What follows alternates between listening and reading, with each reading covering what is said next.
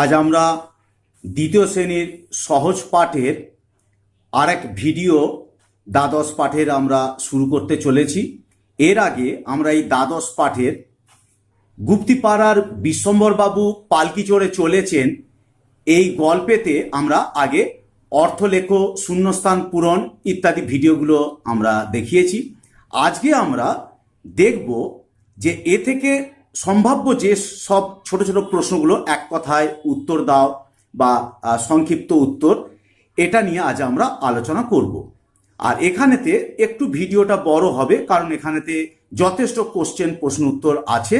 আর সেই সঙ্গে জানিয়ে রাখি এখানে যে স্টার মার্কস দেওয়া আছে যেগুলি খুব ইম্পর্টেন্ট, খুব ভালো কোশ্চেন, কমন কোশ্চেন, এগুলোকেও এক নজরেতে দেখবার জন্য। তাহলে শুরু করা যাক। দ্বিতীয় শ্রেণী, আমাদের দ্বিতীয় পাঠ দ্বাদশ পাঠ, গুপ্তিপাড়ার বিশ্বম্বরবাবু পালকি চড়ে চলেছেন। এক কথায় উত্তর দাও। বিশ্বম্বর বাবুর বাড়ি কোথায়? বিশ্বম্বর বাবুর বাড়ি গুপ্তিপাড়ায়। বিশ্বম্বর বাবু কিসে চড়ে সপ্তগ্রামে চলেছেন? বিশ্বম্বর বাবু পালকি চড়ে সপ্তগ্রামে চলেছেন। বিশ্বম্বর বাবু পালকি চড়ে কোথায় চলেছেন? বিশ্বম্বর বাবু পালকি চড়ে চলেছেন সপ্তগ্রাম। বিশ্বম্বর বাবু কোন সময়ে সপ্তগ্রামে চলেছেন? বিশ্বম্বর বাবু ফাল্গুন মাসে সপ্তগ্রামে চলেছেন। বিশ্বম্বর বাবুর গায়ে কি আছে? বিশ্বম্বর বাবুর গায়ে মোটা কম্বল আছে। বিশ্বম্বর বাবু পালকির সঙ্গে কে চলেছে? বিশ্বম্বর বাবুর পালকির সঙ্গে চলেছে তার শম্ভু চাকর। শম্ভুর হাতে কি? শম্ভুর হাতে এক লম্বা লাঠি। বিশ্বম্বর বাবু পালকির ছাদে কি আছে? বিশ্বম্বর বাবুর পালকির ছাদে ওষুধের বাক্স দড়ি দিয়ে বাঁধা। শম্ভুর গায়ের জোর কেমন? শম্ভুর গায়ের অদ্ভুত জোর। একবার কুম্ভীরার জঙ্গলে শম্ভুর কি বিপদ হয়েছিল? একবার কুম্ভীরার জঙ্গলে শম্ভুকে ভল্লুকে ধরেছিল। তারপরে প্রশ্ন, কুম্ভীরার জঙ্গলে ভল্লুকের হাত থেকে কিভাবে শম্ভু রক্ষা পেয়েছিল? উত্তর, একবার কুম্ভীরার জঙ্গলে শম্ভুকে ভল্লুকে ধরেছিল, সঙ্গে বন্দুক ছিল না, শুদ্ধ কেবল লাঠি নিয়ে ভল্লুকের সঙ্গে তার যুদ্ধ হলো। শম্ভুর হাতের লাঠি খেয়ে ভল্লুকের মেরুদণ্ড গেল ভেঙে, তার আর উত্থান শক্তি রইল না।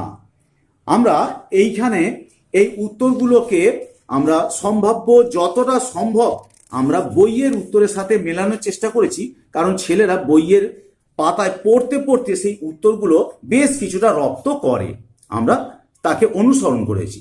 পরবর্তী 12 নম্বর প্রশ্ন দেখা যাক। ভল্লুকের মেরুদণ্ড কিভাবে ভেঙে গেল? শম্ভুর হাতের লাঠি খেয়ে ভল্লুকের মেরুদণ্ড গেল ভেঙে। আর একবার শম্ভু বিশ্বম্বর বাবুর সঙ্গে কোথায় গিয়েছিল? আর একবার শম্ভু বিশ্বম্বর বাবুর সঙ্গে স্বর্ণগঞ্জে গিয়েছিল। স্বর্ণগঞ্জে কোন নদীর চরে রান্না চড়াতে হবে? স্বর্ণগঞ্জে পদ্মা নদীর চরে রান্না চড়াতে হবে। পদ্মা নদীর ধারে কিসের জঙ্গল? পদ্মা নদীর ধারে ছোট ছোট ঝাউ গাছের জঙ্গল। শম্ভু কিসের ডাল কেটে আঁটি বাঁধল? দা দিয়ে শম্ভু ঝাউ ডাল কেটে আঁটি বাঁধল। শম্ভু পদ্মা নদীর জল খেতে গিয়ে কি দেখল? শম্ভু পদ্মা নদীর জল খেতে গিয়ে দেখল একটা বাছুরকে ধরেছে কুমিরে। শম্ভু কিভাবে কুমিরের হাত থেকে বাছুরকে বাঁচিয়েছিল? শম্ভু এক লম্ফে জলে পড়ে কুমিরের পিঠে চড়ে বসল, দা দিয়ে তার গলায় পোঁচ দিতে লাগলো। জল লাল হয়ে উঠল রক্তে, কুমির যন্ত্রণায় বাছুরকে দিল ছেড়ে। এইভাবে বাছুর রক্ষা পেল। পদ্মা নদীতে বাছুরটিকে কিসে ধরেছিল? পদ্মা নদীতে বাছুরটিকে কুমিরে ধরেছিল। বাছুরটিকে কুমিরের হাত থেকে কে রক্ষা করেছিল? বাছুরটিকে কুমিরের হাত থেকে শম্ভু রক্ষা করেছিল। বিশ্বম্বর বাবু কি কাজ করেন? বিশ্বম্ভর বাবু হলেন ডাক্তার। বিশ্বম্ভর বাবু রোগী দেখতে কোথায় চলেছেন? বিশ্বম্ভর বাবু রোগী দেখতে বহু দূরে স্টিমার ঘাটের স্টেশন মাস্টার মধু বিশ্বাসের বাড়ি চলেছেন। মধু বিশ্বাস কোথাকার স্টেশন মাস্টার? মধু বিশ্বাস স্টিমার ঘাটের স্টেশন মাস্টার। মধু বিশ্বাসের ছোট ছেলের কি হয়েছে? মধু বিশ্বাসের ছোট ছেলের অম্লশূল বড় কষ্ট পাচ্ছে। বিষ্ণুপুরের পশ্চিম ধারের মাঠটি কেমন? বিষ্ণুপুরের পশ্চিম ধারের মাঠটি প্রকাণ্ড। রাখাল গরু নিয়ে কোথায় ফিরে চলেছে? রাখাল গরু নিয়ে গোষ্ঠে ফিরে চলেছে। বিশ্বম্ভর বাবু রাখালকে ডেকে কি জিজ্ঞাসা করলেন?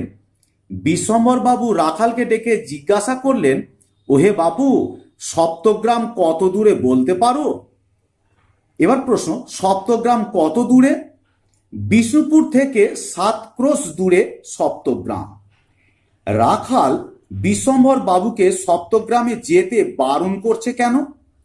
সপ্তগ্রাম যেতে পথে ভীষ্মহাটের মাঠ, তার কাছে শ্মশান, সেখানে ডাকাতের ভয়, তাই সন্ধ্যাবেলায় যেতে বারণ করছে। তিলপনি খালের ধারে যখন পালকি এলো তখন রাত্রি কত? তিলপনি খালের ধারে যখন পালকি এলো তখন রাত্রি 10টা। পালকির ছাদ থেকে কি পড়ে গেল? বাঁধন আলগা হয়ে পালকির ছাদ থেকে ডাক্তারের বাক্সটা গেল পড়ে। পালকির ছাদ থেকে বাক্সটা পড়ে কি ভেঙে গেল? পালকির ছাদ থেকে বাক্সটা পড়ে ক্যাস্টর অয়েলের শিশি ভেঙে চূর্ণ হয়ে গেল। পালকিটা কিভাবে মাটিতে পড়ল?